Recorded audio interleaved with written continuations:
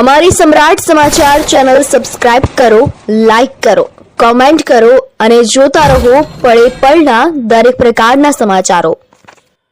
તળાજાથી મહુવા જતા national highway ઉપર ટોરસ અને ટ્રક વચ્ચે અકસ્માત સર્જાતા એકને ગંભીર ઈજાઓ પહોંચી। બનાવની જાણવા મળતી માહિતી મુજબ તળાજાથી મહુવા જતા સોમનાથ નેશનલ હાઈવે ઉપર ટોરસ ટ્રક વચ્ચે અકસ્માત સર્જાયો હતો। આ અકસ્માતની ઘટનામાં 52 ગનીભાઈ મુસાભાઈ ઉંમર વર્ષ 58ને ગંભીર ઈજા થતાં તળાજાની ખાનગી હોસ્પિટલમાં સારવાર અર્થે ખસેડવામાં આવ્યા હતા।